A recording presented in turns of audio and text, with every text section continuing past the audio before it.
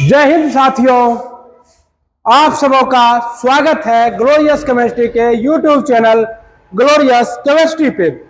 और जैसा कि आपको पता है कि हम लोगों ने एक नए अंदाज में, एक अलग अंदाज में स्टार्ट किया है बिहार एसएससी सचिवालय सहायक का यूडिटेरिया सेट प्रैक्टिस। क्या चीज? एडुटेरिया सेट प्रैक्टिस, जिसमें हम आपको कराते हैं, आपके सर्वेश्वर आपको कराते हैं जीके जीएस पूरा डिटेल से, जितना डिटेल बुक में नहीं है उससे ज्यादा डिटेल से 3D स्टाइल में। और उसके बाद आपको मैथ भी होगा। तो जैसा कि मैंने इस वीडियो को कल डाला था, जिसमें से कुछ सवाल ऐसे थे जो कि कल क्या हो गए, रखे रह गए और मैं आप लोगों को नहीं करा पाया। तो आज उन सवालों को हम लोग रिकॉर्डेड फॉर्म में आप लोगों के लिए ला रहे हैं। वीडियो रिकॉर्ड कर दूंगा मैं उन सवालों को और यूट्यूब पे अपलोड कर देता हूं, और आप लोग इसको देखेंगे और अपना प्यार देंगे और बताएंगे कि आपको क्लास कैसा लगा, अच्छा लगा कि नहीं लगा। और कमेंट बॉक्स में लिखना है, वीडियो को खूब सारा लाइक करना है, चैनल को खूब सारा प्यार देना है, ठीक ना। तो चलिए स्टार्ट करते हैं। कितने 75 नंबर क्वेश्चन तक हो गया था। मैंने दोस्तों देखिए, मेरा स्टाइल थोड़ा डिफरेंट है। जैसे जलोढ़ मिट्टी पूछा गया था, मैं क्या किया था, पूरा मैप लगा के आप लोगों को बताया था। अगर आप लोग अभी तक इसका फर्स्ट पार्ट नहीं देखे हैं तो अवश्य देख ले। और अभी हम सेकेंड पार्ट को लेकर आ रहे हैं। ब्रह्मपुत्र नदी सिस्टम को भी पूरा डिटेल से कराया गया है। उसके बाद आपका राष्ट्रीय राजमार्ग जलमार्ग भी कराया गया है। वर्तमान में सबसे बड़ा राष्ट्रीय जलमार्ग कौन है? जलमार्ग संख्या 4 है। उसके बाद आपको विश्व के प्रमुख घास के मैदान कराए गए हैं। ये सभी चीज आपको मैप के माध्यम से कराया गया है। और आज हम लोग यहाँ से ये सब भी कराया गया है कि एलिजाबेथ बोर्न हाल ही में किस देश की प्रधानमंत्री बनी। आपका सवाल था, जवाब था फ्रांस। अंतरराष्ट्रीय बुक पुरस्कार। और यहां से अब हम लोग क्या कर रहे हैं, स्टार्ट कर रहे हैं। यहां से जो थे क्वेश्चन आपके बचे हुए थे, हम इसको क्या कर रहे हैं, आज स्टार्ट कर रहे हैं। बहुत ही दमदार क्वेश्चन है। आज साइंस के ज्यादा क्वेश्चन है, क्योंकि हिस्ट्री, सिविक्स और ज्योग्राफी के क्वेश्चन पहले के सेट में ही हो गए हैं। आप लोग क्या करेंगे, जुड़ जाएंगे और पूरा वीडियो देखेंगे साथियों। अच्छा लगेगा तो लाइक, सब्सक्राइब और शेयर करेंगे, और कमेंट बॉक्स में कमेंट करेंगे कि वीडियो कैसा लगा। देखिए, पहला सवाल है, कोविड-19 महामारी के समय में निम्न में से किस एक्ट के तहत भारत सरकार ने फेस मास्क और सैनिटाइजर को अनिवार्य घोषित किया? तो ये किसके तहत था भैया? तो ये आपका था उपभोक्ता संरक्षण अधिनियम 2019 या 18 क्या महामारी अधिनियम 1857, या फिर आपका भारतीय मानक ब्यूरो अधिनियम 2016, या फिर आवश्यक वस्तु अधिनियम 1955। तो ये आपका सही जवाब क्या होगा बच्चों? आवश्यक वस्तु अधिनियम 1955 के द्वारा ऐसा किया गया था। ओके, चलिए आगे चलते हैं। विश्व पृथ्वी दिवस 2022 का थीम क्या था? आपको पता है कि पृथ्वी दिवस कब मनाया जाता है? 22 अप्रैल को मनाया जाता है, ठीक ना। और जल दिवस 22 मार्च को मनाया जाता है। योगा दिवस 21 जून को मनाया जाता है। ये सब मोस्ट इंपॉर्टेंट डेट आपको याद रखने। यहाँ से एक क्वेश्चन आएगा, क्योंकि आपको पता है कि इसमें कुल 70 क्वेश्चन रहेंगे। किसमें? और आपको हमारे थंबनेल में भी दिख गया होगा 70 आउट ऑफ 70। तो इस बार का थीम क्या था? Invest in our planet. और पिछले बार का थीम था 2021 का रीस्टोर आवर अर्थ। कभी कभी क्या है कि एक साल पीछे का भी पूछ देता है। अगर एक साल पीछे का पूछे तो आप लोग बोल दीजिएगा रीस्टोर आवर अर्थ। ओके, चलिए आगे चलते हैं। एक सेकेंड, कुछ लाइट जल रहे हैं, जिसको क्या करते हैं हम लोग ऑफ कर देते हैं। चलिए स्टार्ट करते हैं। अगला क्वेश्चन है, राइडिंग फ्री माई ओलंपिक जर्नी पुस्तक किसके द्वारा लिखी गई है? Riding free. देखिए, राइडिंग फ्री, राइडिंग मतलब क्या होता है? आप लोग बाइक दौड़ाते हैं, राइड करते हैं, साइकिल चलाते हैं, राइड करते हैं, कार चलाते हैं, ड्राइव करते हैं, ठीक है, घोड़ा चलाते हैं, राइड करते हैं। और भारत के ही आपके एक घुड़सवार है, जिनका नाम क्या है? इम्तियाज अनीस। क्या नाम है? इम्तियाज अनीस। और इन्होंने ही पुस्तक लिखा है, क्या चीज? राइडिंग फ्री माई ओलंपिक जर्नी। और भारत की ओर से ओलंपिक में घुड़सवारी में खेलने वाले, घुड़सवारी में प्रतिनिधित्व करने वाले सेकंड भारतीय हैं। और इनके बारे में तो आपको पता ही होगा। इंडिविजुअल एकल प्रतिस्पर्धा में, एकल प्रतिस्पर्धा में स्वर्ण पदक जीतने वाले पहले व्यक्ति कौन थे? अभिनव बिंद्रा जी थे। और दूसरे व्यक्ति आपके कौन है? इस बार के फेंक जहां तक भाला जाए 7 अगस्त अंतरराष्ट्रीय राष्ट्रीय भाला दिवस कौन? नीरज चोपड़ा। कौन? नीरज चोपड़ा। आपको पता होगा ये हाल ही में किस देश द्वारा विकसित दुनिया के पहले DNA आधारित। देखिए, अभी तक जितने भी कोरोना वायरस के वैक्सीन बने थे वो किस आधारित बने थे? आरएनए किस आधारित बने थे? आरएनए आधारित बने थे। और एकमात्र जो डीएनए आधारित बना है उसका नाम क्या है? जाइकोब डी। और यहाँ डी फॉर डीएनए। जाइकोब डी के आपातकालीन उपयोग को मंजूरी दी गई है। अमेरिका का है ये, या ब्रिटेन का, या रूस का, या इंडिया का? आपको जानकर साथियों गौरव होगा, आप गौरव कीजिएगा कि ये कहाँ का है? ये आपका भारत का है, अपना प्यारा देश भारत का है जाइकोब डी। लेकिन सबसे पहला कोरोना वैक्सीन बनाने वाला देश रूस था। किस नाम से बनाया था? स्पुतनिक 5। किस नाम से बनाया था रूस ने? स्पुतनिक 5 नाम से सबसे पहला कोरोना वैक्सीन बनाने वाला देश रूस था। बहुत बार क्वेश्चन पूछा जाता है, और आपको यह भी पूछा जाता है कि कोविशील्ड किसका है? भारत बायोटेक का कौन सा है? तो ये सब आप लोग देख लेंगे। कोविशील्ड किसका है? आधार पूनावाला का है, ठीक ना? ओके। और भारत बायोटेक का आपका कोवैक्सीन है। क्या है? कोवैक्सीन। हम लोग अभी तक में क्या किए हैं? 2 डोज ले चुके हैं, और बूस्टर डोज ले भी सकते हैं क्योंकि 9 मंथ हो चुका है। आगे चलिए साथियों, निम्न में से कौन सा कोशिकांग, देखिए कोशिकांग का मतलब क्या होता है? कोशिका के अंग। कोशिका के अंग, कोशिका किसे कहते हैं? तो मानव शरीर की संरचनात्मक एवं क्रियात्मक इकाई को क्या कहते हैं बच्चों? कोशिका। क्या कहते हैं? कोशिका कहते हैं। आप पूछ रहा है आपसे कि कोशिकांग, पादप कोशिका, मतलब कोशिका 2 प्रकार के होते हैं, पादप कोशिका और जंतु कोशिका। तो क्या है? दोनों में नहीं पाया जाता है, ऐसा क्या है? तो देखिए इसका सही, माइटोकॉन्ड्रिया दोनों में होगा, ठीक ना? राइबोसोम दोनों में होगा। माइटोकॉन्ड्रिया को क्या कहते हैं? तो कोशिका का ऊर्जा गृह कहते हैं। क्या कहते हैं? कोशिका का ऊर्जा गृह कहते हैं। इंडोप्लाज्मिक रेटिकुलम दोनों में होता है, 2 तरह का होता है, स्मूथ इंडोप्लाज्मिक रेटिकुलम और हार्ड रफ इंडोप्लाज्मिक रेटिकुलम, आप लोगों को पता ही होगा। उसके बाद आपका क्या है? राइबोसोम के बारे में पता ही है। इसे क्या कहते हैं? कोशिका का प्रोटीन फैक्ट्री कहते हैं। क्या कहते हैं? कोशिका का प्रोटीन फैक्ट्री। क्या कहते हैं? प्रोटीन फैक्ट्री कहते हैं किसे? राइबोसोम को। तो आपका सही जवाब क्या होगा? क्लोरोप्लास्ट। ये सिर्फ और सिर्फ किस में होता है? पादप कोशिका में। किस में होता है? पादप कोशिका में होता है। ओके। और ये इसका काम क्या है? इसमें होता है क्लोरोफिल। और जो पादप, जो हमारा ऑटोट्रॉप्स है, जो उत्पादक है, वो सिर्फ और सिर्फ इसके वजह से है, क्लोरोप्लास्ट की वजह से, क्योंकि इसमें क्लोरोफिल पाया जाता है। और इसमें कौन सा धातु होता है साथियों? अगर आपसे पूछे धातु, तो कौन सा धातु होता है? इसमें आपको धातु होता है मैग्नीशियम। क्या धातु होता है? मैग्नीशियम होता है, ठीक ना?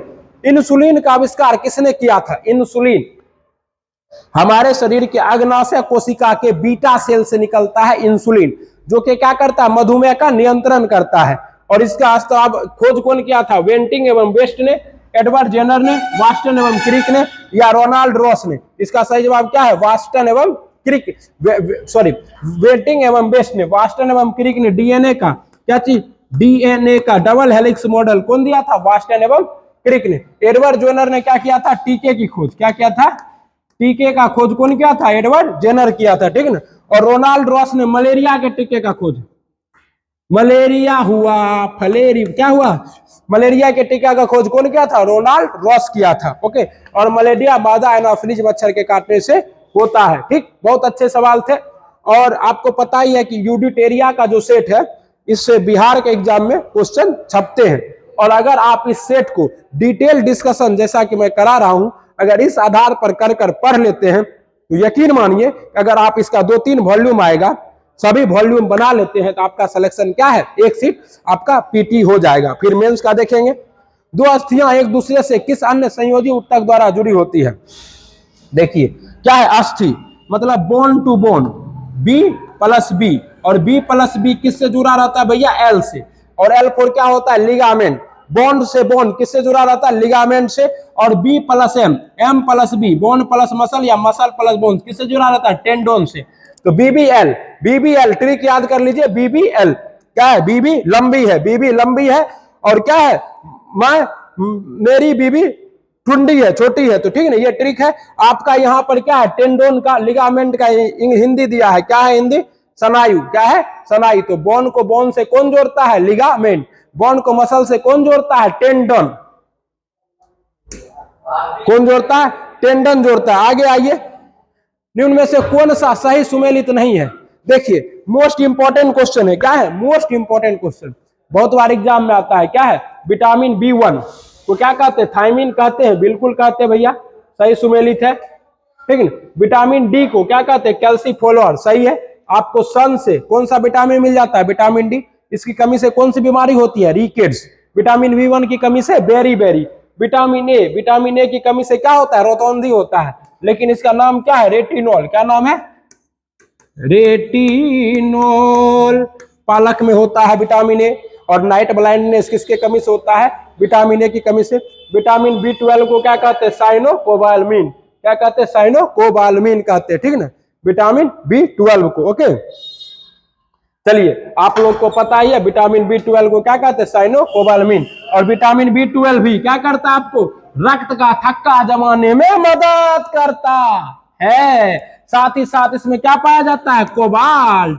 क्या पाया जाता है, कोबाल्ट धातु पाया जाता है। ओके, देखिए अब क्या है अगला सवाल, डीएनए में पाई जाने वाली संकरा है डीएनए डीऑक्सीराइबोन्यूक्लिक एसिड, जो कि डीएनए जो इसका डबल हेलिक्स मॉडल होता है। कौन खोजा था, वाटसन एवं क्रिक ने खोजा था। हरगोविंद खुराना को डीएनए के लिए क्या मिला था, नोबेल प्राइज मिला था। अब यहां पर आपसे पूछ रहा है डीएनए में कौन सी संकरा पाई जाती है, हेक्सोज, जाइलोकोजोज या पेंटोज या हेप्टोलोस। इसका सही जवाब क्या है, पेंटोज। डीएनए में कौन सी संकरा पाई जाती है, पेंटोज संकरा पाई जाती है। ओके, आगे आ जाइए।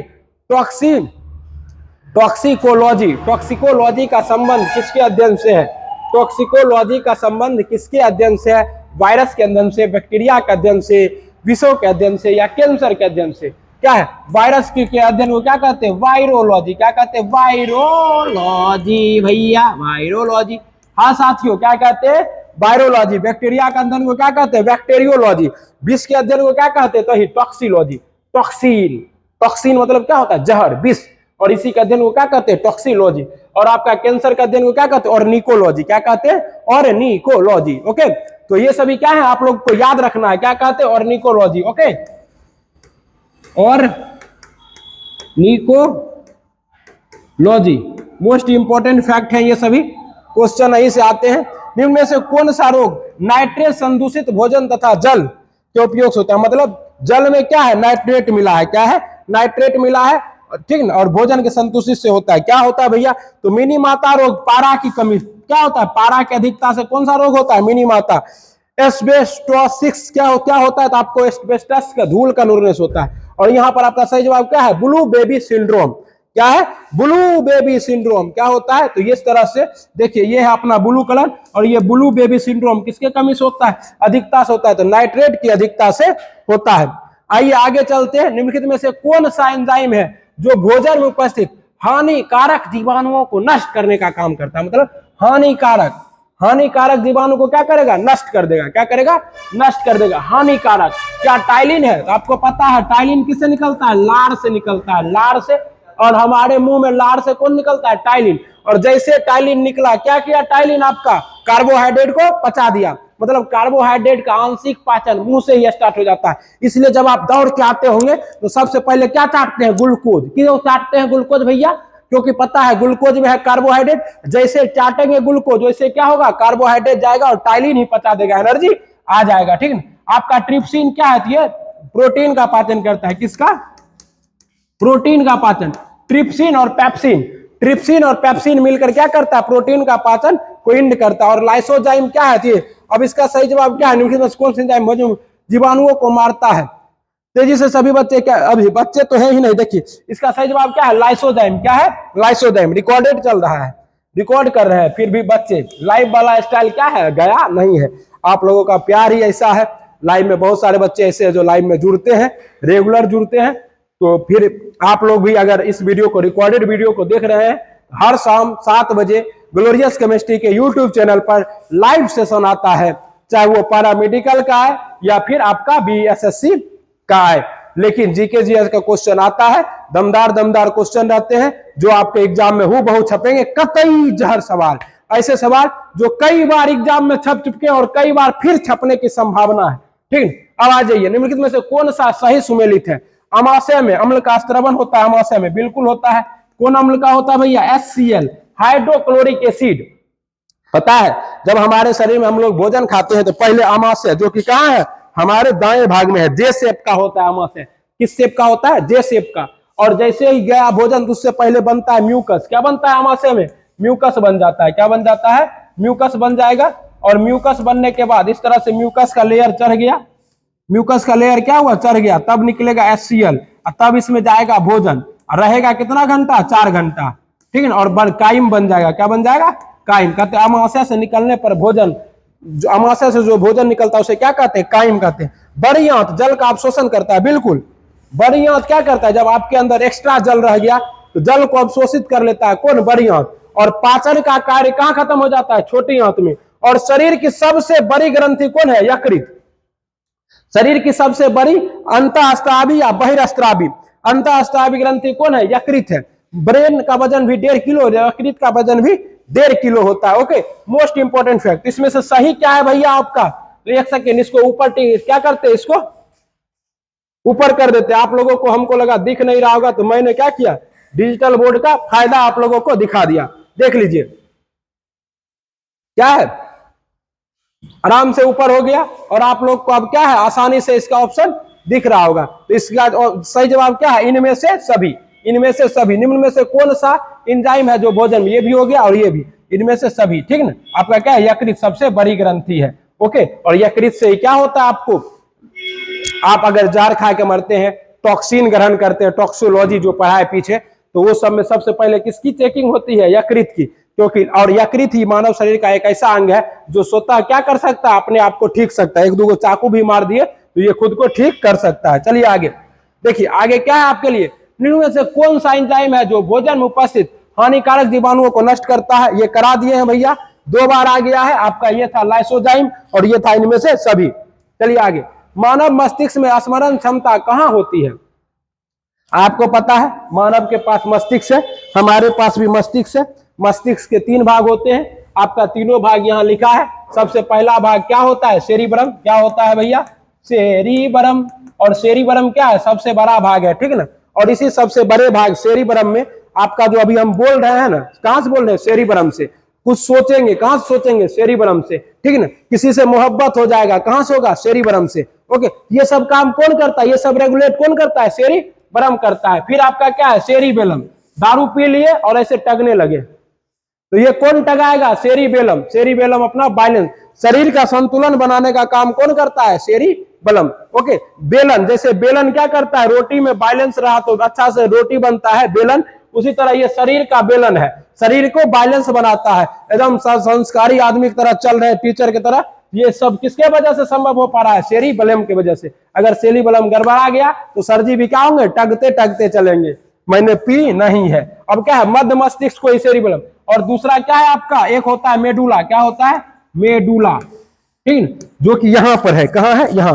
और मेडुला क्या करता है, ये आपका जो ये रीढ़ की हड्डी है, इससे पूरे शरीर को जोड़ता है, और आवेगों का संचार कौन करता है, मेडुला करता है, ठीक ना। तो मानव मस्तिष्क का स्मरण क्षमता कौन, तो देख लीजिए क्या है आपका सही जवाब, सेरिब्रम। क्या है, सेरिब्रम है। ओके, अब आ जाइए, क्या है, निम्न में से कौन सी संस्था, कौन सी संस्था, विच क्या है संस्था भारत में करेंसी नोट जारी करते हैं, मतलब पैसा, पैसा मनी, पैसा पैसा करती है। पैसा कौन जारी करता है, पैसा कौन जारी करता है भैया, गृह मंत्रालय, वित्त मंत्रालय, वाणिज्य बैंक, या फिर भारतीय रिजर्व बैंक। आप लोगों को जवाब पता ही होगा, फिर भी मैं बताऊंगा इसको पहले ऊपर। ओके, देख लीजिए क्या है इसका सही जवाब भैया, इसका सही जवाब है आपका भारतीय रिजर्व बैंक, आरबीआई। वर्तमान में आरबीआई के गवर्नर जनरल कौन है, 25वें गवर्नर जनरल है शक्तिकांत दास। और ये किसके तहत, और पता है आपको, 1 रुपया का नोट और सिक्का, 1 रुपया का, 1 रुपया, रुपया का सिंबल आ गया, आईआईटी चेन्नई मुंबई का ऐसे दिया उदय कुमार को रुपया का सिंबल। और ये क्या है, रुपया का सिंबल आ गया, तो अब हम 1 रुपया ऐसे लिखेंगे, रुपया 1। और कौन, इसका नोट भी, और सिक्का, सिक्का तो सब सिक्का, सब सिक्का, जितने सिक्का है कौन जारी करता है, ये वित्त मंत्रालय। कहिएगा सर जी 1 रुपया का नोट अगर जारी हुआ तो अगर आप दस्तखत क्या करेगा, सिक्का पे तो दस्तखत का जरूरी नहीं, लेकिन 1 रुपया का नोट पे करेगा वित्त मंत्रालय का सचिव। कौन करेगा, वित्त मंत्रालय का सचिव। ओके, तो मोस्ट इंपोर्टेंट फैक्ट था, याद रखिए। बाकी आपका एसबीआई और जो है पंजाब नेशनल बैंक है, ये सब कौन सा बैंक है, वाणिज्यिक बैंक है। और गृह मंत्रालय का काम क्या है, आगे आ जाइए, ये देखिए मस्तिष्क वाला मैं पढ़ा दिया हूं। अब मस्तिष्क का फोटो आ गया। मस्तिष्क में ये आपका होता है पिट्यूटरी ग्लैंड और यहाँ पर है हाइपोथैलेमस। हाइपोथैलेमस ही क्या होता है? लव, प्यार, घृणा, हिंसा, द्वेष भावना और क्या है तृष्णा, सबका कारण कौन है? हाइपोथैलेमस। लोग झूठे दिल को बदनाम करता है। दिल का तो काम है, दिल में क्या है? कार्डिक मसल है और दिल का काम है सिर्फ ब्लड को पंप करना। सारा काम कौन करता है? हाइपोथैलेमस, एगो हार्मोन। और देखिए आगे का जो ये भाग है यही हमारा क्या है? सेरिब्रम। क्या नाम है इसका? सेरिब्रम। ओके, अब वो क्या है आपका? ये आपका सेरिबेलम। क्या है? क्या है भैया? सेरिबेलम, ठीक। और ये आपका क्या है? ये मेडुला। क्या है? मेडुला है, ठीक है ना। और ये हाइपोथैलेमस और आपको पिट्यूटरी ग्लैंड सब पढ़ा दिए। ओके, ये भी थोड़ा सा क्या है? सेरिब्रम। ओके, तो ये आप लोग क्या रखेंगे? याद रखेंगे। चलिए आगे चलते हैं। भारतीय साख समिति द्वारा, साख समिति, साख का मतलब क्या होता है? क्रेडिट। जैसे अगर सर्वेश सर का आप लोग के यहाँ क्रेडिट बन जाए तो कुछ रुपया आप लोग हमको क्या कीजिएगा? उधार में दे दीजिएगा। कहेगा सर्वेश क्या है? सर्वेश अपने टीचर है, दे दो 1 लाख रुपया। अगर कोई देना चाहता है तो thanks button, membership button click करके दे सकता है, क्योंकि हमारे मोबाइल पे सुपर चैट और क्या है? थैंक्स बटन एक्टिव हो चुका है, ठीक ना। उपलब्ध कराया जाता है किसके? अल्पकालीन ऋण, दीर्घकालिक ऋण, मध्यकालीन ऋण। अल्पकालिक का मतलब क्या होता है? कुछ समय के लिए पैसा उधारी दिया। दीर्घकालिक का मतलब क्या है? बहुत समय के लिए पैसा दिया। और उसके बाद आपका क्या है? मध्यकालीन का मतलब क्या है? अल्पकालिक मतलब 1 साल से अंदर, दीर्घकालिक मतलब 2-3 साल से ज्यादा और मध्यकालीन का मतलब 1 से 2 साल। तो इनमें से सभी साख क्या है? साख समितियां कृषकों को सभी प्रकार की ऋण देती है। आइए, प्रधानमंत्री जीवन ज्योति बीमा क्या है? प्रधानमंत्री पीएम जीवन ज्योति बीमा योजना भी किस आयु वर्ग के व्यक्तियों को उपलब्ध कराई जाती है? मोस्ट इंपॉर्टेंट क्वेश्चन है। क्या है? मोस्ट इंपॉर्टेंट क्वेश्चन है। अब कहिएगा सर क्यों मोस्ट इंपॉर्टेंट क्वेश्चन है भैया? इसलिए मोस्ट इंपॉर्टेंट क्वेश्चन है कि मोदी जी की सरकार चल रही है और योजना भी किसका है? मोदी जी का है। तो मोदी जी की योजना, मोदी जी का सरकार, पूछने की प्रबल संभावना, ठीक है। और आपका सही जवाब क्या होगा भैया? 18 से 40, 18 से 60, 18 से 70, 18 से 50। तो सही जवाब है 18 to 15 ईयर्स के बच्चे व्यक्ति, जैसे हम हैं, अगर हम चाहते हैं इस प्रधानमंत्री जीवन ज्योति योजना का लाभ लेना, हम क्या करेंगे? हर साल 330 रुपया अपने बैंक खाता से स्वतः डिबेट करा देंगे, कटाते जाएंगे, इसका लाभ हमको मिल जाएगा। अगर खुदा ना खास्ता हमारे साथ कोई एक्सीडेंट हो गया तो हमारे परिवार को 2 लाख रुपया मिलेगा, ठीक है। अगर हम क्या हो गए? विकलांग हो गए तो 1 लाख मिलेगा। आइए अब बताइए क्या है? ये जस्ट लाइक LIC है, गरीब परिवारों के लिए LIC, मात्र 330 रुपया पर ईयर। ओके, और आप 18 से 50 तक जमा कीजिएगा तो लगभग कितने साल? 32 साल आपको जमा करना। अगर आप 18 के हैं तब, मान लीजिए कोई आदमी 40 का है तो 10 साल में जमा करेगा और 10 साल में 10 या 30, लगभग 3,500 रुपया जमा करेगा, 4,000, और उसको 2 लाख का बीमा कवर मिल जाएगा। तो यही क्या है? जीवन ज्योति बीमा का मुख्य उद्देश्य है। और ये सभी क्या है? एजुटेरिया के बुक में ये सभी डिटेल नहीं है, ये हम आपको दे रहे हैं ताकि आपका लाभ हो, आपका एक कुर्सी सचिवालय में पक्का हो। ओके, सचिवालय में एक कुर्सी पक्का करेंगे एकदम AC में, और मौज में नेता सबसे मिलेंगे रोज। क्या सब बच्चा क्या करेगा? दबा के पढ़ेगा, कोई फांकी न मारेगा। भारत में प्रत्येक वित्तीय वर्ष होता है 1 जुलाई से 30 जून, 31 मार्च से 1 अप्रैल, 1 अप्रैल से 31 मार्च, या 1 जनवरी से 31 दिसंबर। हम भी आप लोग की तरह छात्र ही हैं, बस थोड़ा क्या है आप लोग को बताते बताते सीख भी रहे। भारत में प्रत्येक वित्तीय वर्ष होता है 1 जुलाई से 30 जून। ये भैया किसका है? 1 जुलाई से 30 जून। अभी जो पढ़ा है आपका RBI का लेखा वर्ष 1 जुलाई से 30 जून है। ओके, और आपका क्या है? भारत सरकार का 31 मार्च से 1 अप्रैल, 31 मार्च से 1 अप्रैल है, ठीक है ना। भारत का वित्तीय वर्ष क्या है? 31 मार्च से 1 अप्रैल। ओके, 1 अप्रैल से 31 मार्च नहीं, 31 मार्च से 1 अप्रैल। क्या है? 1 अप्रैल से होगा, ठीक है। ये 31 मार्च से 1 अप्रैल क्या है? देखिए इसी तरह क्या करता है, आपको भी कंफ्यूज करेगा कि कहेगा 31 मार्च से 1 अप्रैल, नहीं, पहले 1 अप्रैल आएगा, तब 31 मार्च को खत्म हो जाएगा, तब फिर 1 अप्रैल को क्या होगा? स्टार्ट होगा, ठीक है ना। तो ये क्या होगा? इसका सही जवाब, इसका सही जवाब होगा आपका क्या चीज? देख लीजिए, हरा कर लेते हैं, हरा। अब कुछ देर हरा चलेगा। क्या है 1 अप्रैल से 31 मार्च तक। अब कहता है स्थिर या गतिज अवस्था में क्या है। अब मान लीजिए जैसे सर्वेश्वर यहाँ स्थिर है, तो स्थिर है। अब ये क्या करे, और बस में भी ऐसे स्थिर बैठे हुए हैं। अब स्थिर बैठे हुए ऐसे बस रुका तो क्या हुआ, बस जैसे ब्रेक मारेगा तो क्या होगा आगे, जैसे रुकेगा तो क्या होगा पीछे। मतलब जैसे गाड़ी बस स्पीड में आएगा हम लोग क्या होंगे पीछे झुक जाएंगे, जैसे ही बस क्या होगा रुकेगा हम लोग आगे झुक जाएंगे। ये सब किसके वजह से होता है, मतलब कोई वस्तु यदि क्या है विराम अवस्था में है वो तब तक विराम में बनी रहेगी जब तक उस पर कोई बाह्य बल ना लगाया जाए। जैसे ही है एकदम विराम में है, इस पे बाह्य बल लगाएंगे तो क्या होगा, ही धड़कना स्टार्ट करेगा। जब तक हम लोग बाह्य बल नहीं लगाएंगे कोई वस्तु अपनी विराम की अवस्था या गति की अवस्था को नहीं बदल सकता। इसी लिए आप कम्बल से जो धूल झाड़ते वो भी इसी का नियम है। कौन दिया था, गैलीलियो दिया था। तो इससे क्या कहते, जड़त्व का नियम कहते। क्या कहते भैया, जड़त्व का नियम कहते हैं। कौन दिया था, गैलीलियो महोदय ने। और इससे क्या होती है, फर्स्ट गति के नियम में ये है, फर्स्ट गति के न्यूटन के प्रथम गति के नियम को भी क्या कहते हैं, तो आपको गैलीलियो का नियम या जड़त्व का नियम कहते हैं। इससे बल की परिभाषा मिलती है और बल का व्यंजक दूसरे गति से मिलता है। और वेग क्या है, तो दिशा के साथ विस्थापन को क्या कहते हैं, वेग कहते हैं। ओके, आइए निम्नलिखित में से कौन सा उपकरण प्रकाश ऊर्जा को विद्युत ऊर्जा में परिवर्तित करता है। मतलब प्रकाश ऊर्जा है, क्या है, सनलाइट है। और सनलाइट को क्या करना है, यहाँ पे आपका क्या है सनलाइट है, और इसको क्या करना है, यहाँ पर एक प्लेट लगा दिया इसे, ठीक है। और ये प्लेट क्या कर रहा है, इस सनलाइट को किसमें कन्वर्ट कर रहा है भैया, तो कर रहा है सौर ऊर्जा को विद्युत ऊर्जा में। किसमें, और यहाँ से एगो तार जोड़े और यहाँ पर क्या किए, एगो बल्ब लटका दिया इसे, और बल्ब क्या कर रहा है, प्रकाश दे रहा है। ये कौन करता है आपका, ये सौर सेल करता है। इसमें किसका प्रयोग करते हैं, सिलिकॉन का प्रयोग करते हैं। सौर सेल में किसका प्रयोग किया जाता है, तो विद्युत हीटर क्या करता है भैया, तो विद्युत हीटर विद्युत ऊर्जा को, देखिए विद्युत ऊर्जा को क्या करेगा, उष्मा ऊर्जा में बदलेगा विद्युत ऊर्जा को। जैसे अभी सन क्या है, विद्युत हीटर के रूप में लगे हुए हैं, पकड़ कदम गर्मी तोपे हुए, देख रहे हैं पसीना से नहाए हुए हैं। ओके, डायनेमो क्या करता है भैया, तो डायनेमो यांत्रिक ऊर्जा को विद्युत ऊर्जा में क्या करता है, यांत्रिक वो विद्युत ऊर्जा में। ऐसे मतलब डायनेमो क्या है, ऐसे घूमा, जैसे घूमा तो यांत्रिक ऊर्जा गतिज ऊर्जा है, ऐसे घूम रहा है, और उससे क्या हुआ, विद्युत ऊर्जा में कन्वर्ट कर दिया। तो डायनेमो यांत्रिक ऊर्जा को किसमें, विद्युत ऊर्जा में। और विद्युत मोटर आजकल क्या है आपके आसपास में क्या होगा, विद्युत मोटर लगा हुआ, आटा चक्की लगा होगा।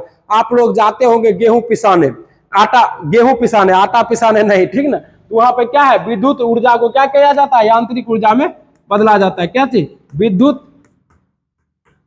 ऊर्जा को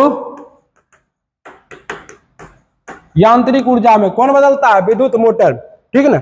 अब जैसे माइक्रोफोन है, जैसे ये हमारा क्या है स्पीकर है, ये क्या कर रहा है, हमारे ये ध्वनि ऊर्जा को पहले विद्युत ऊर्जा में बदल रहा है, फिर आपके पास जाके ध्वनि ऊर्जा में बदल देगा। अब देखिए किस द्रव का तापमान में वृद्धि होने से द्रव के पृष्ठ तनाव पर क्या प्रभाव पड़ता है। सपोज डेट एक गिलास पानी है और उसको क्या किए, उसको गर्म कर दिए, खौला दिए, उसका पृष्ठ तनाव क्या होगा। तो पहले तो सर्वेश्वर आपको यह बताएंगे कि पृष्ठ तनाव होता क्या है, मतलब पृष्ठ तनाव किस चिड़िया का नाम है, फिर समझेंगे कि क्या होगा। पहले ही जानबे नहीं करेंगे कि पृष्ठ तनाव क्या है, तो घटता है बढ़ता है जानकर क्या करेंगे। तो पृष्ठ तनाव द्रव के अंदर जो है ना, देखिए दो क्या है, जब दो लभर है उसके बीच में क्या है, सहसंजक बल आ गया तो दोनों चिपक जाता है, ठीक है। और संजक बल में दूर, जब एक ही प्रकार के पदार्थ के बीच में उसके दो कण आपस में चिपकते हैं तो उसे क्या कहते हैं, सहसंजक बल के वजह से चिपकते हैं। और पृष्ठ तनाव का मतलब है कोई भी द्रव अपने अब क्या करता है, अपने आकार को एकदम चिपकाना चाहता है, छोटा करना चाहता है तनाव से। जैसे वर्षा की बूंदे गोल होती है, किस वजह से, पृष्ठ तनाव की वजह से। मच्छर अगर पानी पर पनप जाता है, करासन तेल डालते हैं, उड़ जाता है, मर जाता है, किस वजह से, पृष्ठ तनाव। इसी को हम लोग इंग्लिश में क्या कहते हैं, सरफेस टेंशन। क्या कहते हैं, सरफेस टेंशन। और सरफेस टेंशन का वजह क्या है, सहसंजक बल। अब क्या है, गर्म जैसे करते हैं तो क्या होता है, ये जो पृष्ठ तनाव है ना, ये तापमान का समानुपाती है। क्या है, जैसे जैसे तापमान बढ़ाएंगे क्या होगा, ये घटता जाएगा। क्या होगा, घटता जाएगा। तो पृष्ठ तनाव जो है व्युत्क्रमानुपाती है, किसका, 1/, तापमान का। व्युत्क्रमानुपाती है मतलब तापमान बढ़ेगा पृष्ठ तनाव घटेगा, तापमान घटेगा पृष्ठ तनाव बढ़ेगा। यानी कि फ्रीज वाला पानी में पृष्ठ तनाव ज्यादा और बॉयल पानी में पृष्ठ तनाव कम। ओके ओके, और ये क्या है, ये जब पृथ्वी जब पानी को क्या करते हैं, जीरो से लेकर गर्म करना स्टार्ट करते हैं, 0 से लेकर 4 डिग्री सेल्सियस तक पानी का घनत्व क्या होता है, बढ़ता है, और उसके बाद फिर घटता है। ये घनत्व वाला है, 0 से 4 डिग्री तक पहले बढ़ेगा फिर घटेगा, ठीक ना। आइए, ध्वनि का तारत्व, देखिए सर्वेश्वर की आवाज क्या है, कर्कश है? आप लोग को हमारी आवाज सुरीली नहीं लगती होगी, दिव्या त्रिपाठी मैम की तरह, काजल मैम की तरह हमारा आवाज क्या है, फटा फटा ढोल की तरह है। तो ये सब किसके वजह से, ध्वनि का तारत्व, पिच का या तीक्ष्णता है, श्रीनेस का निर्धारक ध्वनि है। क्या है निर्धारक ध्वनि, तो आपका देखिए तारत्व जो है ना, तारत्व क्या है, तारत्व डायरेक्टली समानुपाती है किसके, आवृत्ति के। और आवृत्ति क्या है भैया, तो प्रति 1 सेकेंड में होने वाले कंपन को क्या कहते हैं, आवृत्ति। मतलब हेलो जितना कंपन किया वो क्या है, आवृत्ति। और जैसे जैसे आवृत्ति बढ़ेगा तारत्व भी क्या होगा, बढ़ेगा। अब हमारी ध्वनि की आवृत्ति क्या है, कम है, क्योंकि हम जब बोल रहे हैं ना तो मेरा जो तरंग दैर्घ्य है वो लंबा वेव कर रहा है, इसलिए हमारा तारत्व भी क्या है, अधिक है। और तारत्व अधिक है तो हमारी आवाज में श्रीलनेस कम है, तीक्ष्णता कम है। लड़कियों की आवाज की क्या होती है, तारत्व कब होता है, और इसलिए उसका आवाज में क्या होता है, तीक्ष्णता होता है, मधुर लगता है सुनने में, ठीक है ना। जैसे ही बोलती है हेलो जानू, मन करता है सब कुछ लुटा दे, ठीक है ना। देखिए किस पर निर्भर करता है भैया, तो ये आवृत्ति से होता है, किससे होता है, आवृत्ति से होता है, ओके। और ध्वनि का चाल आपको पता है, इस्पात में सबसे ज्यादा ध्वनि का चाल, ठोस में सबसे ज्यादा, द्रव में उससे कम, और गैस में सबसे कम। वायु में ध्वनि का चाल कितना है, 330 मीटर पर सेकेंड। लेकिन जब से तापमान बढ़ेगा ध्वनि का चाल भी बढ़ जाएगा, ठीक है ना, इस बात को याद रखना है। और निर्वात में ध्वनि गति नहीं करती है, और ध्वनि क्या है, अनुदैर्घ्य तरंग है। क्या है, अनुदैर्घ्य तरंग है, ओके। जी, विद्युत परिपथ में फ्यूज को डैश कहते हैं, विद्युत परिपथ में फ्यूज भैया, फ्यूज किससे बना होता है, टीन और शीशा से। किससे बना रहता है, Sn प्लस Pb से बना होता है फ्यूज। इसका प्रतिरोध क्या होगा, तो प्रतिरोध उच्च होगा, प्रतिरोध उच्च, प्रतिरोध क्या होगा, उच्च, ऐसे तीर लगा दिए। और इसका गलनांक क्या होगा, गलनांक क्या होगा भैया, निम्न होगा, ठीक ना। अब ये लगाया कहां जाएगा, भू संपर्क तार में, अर्थिंग में, या उदासीन तार न्यूट्रल तार में, या ये भी दोनों में। ये लगाया जाता है हमेशा गर्म तार में। पोर पर से जो गर्म तार, जीवित तार आता है, रेड कलर का होता है वायरिंग में, उसी तार में क्या होता है, आपका फ्यूज लगाया जाता है। किस क्रम में लगाया जाता है भैया, श्रेणी क्रम में। किस क्रम में, श्रेणी क्रम में लगाया जाता है। तो फ्यूज के बारे में इतना जान गए, याद रखना है, ओके। चलिए लास्ट, आज की सभा यहीं समाप्त होगी, 2 क्वेश्चन, सभा समाप्त। वीडियो के लास्ट में आप लोग को कमेंट करना है वीडियो कैसा लगा, मजा आया कि नहीं आया, ठीक है। और वीडियो जैसे ही डाउनलोड आप लोगों को अपलोड किया जाएगा, खूब देखना है, खूब देखना है, खूब प्यार देना है। लोकलांश सेल में प्रयुक्त विद्युत अपघट्य है, तो लोकलांश सेल को लोकलांश सेल क्यों कहते हैं, क्योंकि इसका आविष्कार फ्रांस के वैज्ञानिक लोकलांशे ने किया था। इसमें कैथोड के रूप में, हाँ ये सब हम बता रहे हैं, ये ना सोचिएगा सर जी बुक का क्वेश्चन लाए तो बुक में जितना है उतना पढ़ उड़ के आए होंगे, याद करके बता रहे हैं। भैया ये सब हम खुद से आपके लिए लिख के लाए हैं, रिसर्च करके लाए हैं, आपको पूरा डिलीवर कर रहे हैं, ताकि क्या है, बुक तो सब पढ़ रहा है, लेकिन बुक पढ़ने से क्वेश्चन बुक से हूबहू नहीं आएगा, लेकिन बुक के आसपास से क्वेश्चन आएंगे, ठीक ना। तो लोकलांश सेल में कैथोड किसका होता है, कैथोड किसका होता है आपका, तो कार्बन का। किसका होता है, कार्बन का। एनोड किसका होता है, एनोड होता है आपका जिंक का। किसका, Zn का, जिंक का एनोड। और इसमें अपघटक के रूप में किसका प्रयोग, अमोनियम क्लोराइड का प्रयोग किया जाता है, ठीक है ना। और दूसरी बात क्या है भैया, इसका प्रयोग कहाँ होता है, जहां रुक के एनर्जी चाहिए। क्या चाहिए, रुक के एनर्जी चाहिए, रुक के विद्युत करंट चाहिए, जैसे विद्युत घंटी हो गया, टेलीफोन हो गया, इस सब में क्या रहता है आपको, लोकलांश सेल रहता है, फ्रांस का वैज्ञानिक। अब देखिए किस स्वच्छता, तुम मेरी, आ जाइए, क्या है, किस स्वच्छ जल वाले तालाब की आभासी गहराई, मतलब तालाब है और आभासी गहराई मतलब क्या है, ऐसे देखे जैसे मछली है पानी में तैर रहा है, हम देखते हैं हमको लगता है ऊपर तैर रहा है, लेकिन वो तैर रहा होता ससुरा नीचे, ओकरा कैसे उड़ाएंगे, किस स्वच्छ जल वाले तालाब की आभासी गहराई वास्तविक गहराई से कम दिखाई देती है। इसका कारण क्या है, जल की पारदर्शिता, जल पारदर्शी माध्यम है, ये आर पार दिखता है बिल्कुल इस आईना चश्मा की तरह। क्या वो विसरण, तो विसरण तो आप जानते हैं वायु में वायु घुल जाता है, आप अगरबत्ती जलाते हैं इस कोना में, सुगंध दूसरे कोना में जाता है, विसरण की वजह से। परावर्तन, परावर्तन का क्या है, जब कोई प्रकाश किसी माध्यम में आती है और फिर टकरा कर वापस उसी माध्यम में लौट जाती है, इसको क्या कहते हैं, परावर्तन। अब हम देख रहे हैं वायु से और मछली है पानी में, तो परावर्तन तो होगा नहीं, तो आपका क्या होगा, अपवर्तन। और अपवर्तन का नियम पढ़े होंगे आप, स्नेल का नियम। ऐसे क्या है, अभिलंब है, यहां से प्रकाश आई और जैसे ही अभिलंब, ये क्या है, वायु है, वायु, वायु कैसा माध्यम है भैया, विरल, विरल। जैसे सघन माध्यम में जाएगा अभिलंब की ओर मुड़ जाएगा, इसीलिए जब अभिलंब की ओर मुड़ता है तो हम लोग यहाँ से जब देखते हैं हमको क्या होता है, थोड़ा ऊपर उठा हुआ प्रतीत होता है, ठीक ना। ये हमारा क्या है, आंख है, आंख, okay, eyes. Any problem, no problem, it's okay. निम्नलिखित में से किस रंग या वर्ण का अपवर्तनांक सबसे अधिक होता है। अभी आपको अपवर्तन पढ़ा दिया, तो उसी को अपवर्तन को ही अपवर्तनांक कहते हैं। एक माध्यम से दूसरे माध्यम में जाने पर प्रकाश की किरण अभिलंब से दूर भागती है या अभिलंब की ओर आती है, इसी को क्या कहते हैं, अपवर्तनांक कहते हैं। और किस वर्ग का अपवर्तनांक सबसे अधिक होता है, मतलब कौन सा ऐसा वर्ण है, यहाँ सूरज है, सूरज बाबा है, सन जी है, जो एकदम पूरा दबा के गर्मी भड़का रहे हैं, यहां से आया और यहां से आपका क्या हुआ, इस माध्यम में गया, तो कौन सबसे दूर भागेगा, ये आपका है विबग्योर। ट्रिक याद रखना है, क्या होता है, VIBGYOR,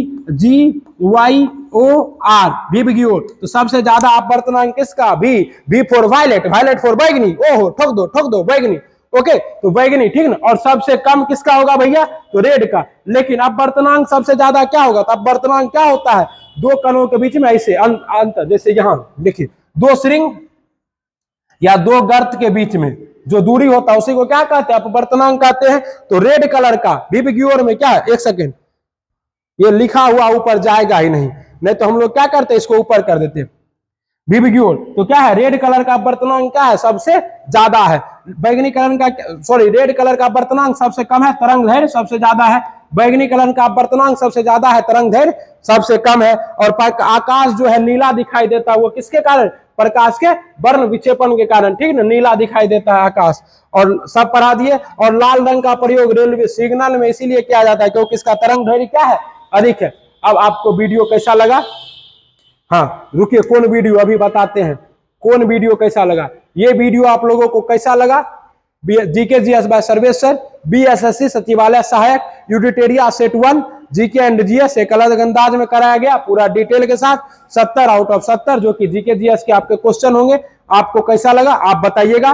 लास्ट में आपके लिए ये भी है, सब होगा हासिल तुझे, सब होगा हासिल तुझे, जो मैदान में खड़ा हो जाएगा, जो मैदान में खड़ा हो जाएगा, ओके, पास आती जाएगी मंजिल, पास आती जाएगी मंजिल, जो कदम तू बढ़ाएगा, जो कदम तू बढ़ाएगा। कहता है थक के न हारिए, हार के न थकिए, क्या करना है, न हारना है न थकना है, लगातार चलते रहना है। और लगातार चलते रहने से क्या होगा, एक दिन जीत पक्की होगी। तो ओके, सी यू सून, फिर मिलते हैं लाइव वीडियो के साथ कल शाम 7 बजे। आप लोग जुड़ जाइएगा लाइव में। बहुत बहुत धन्यवाद। Have a nice day. जय हिंद।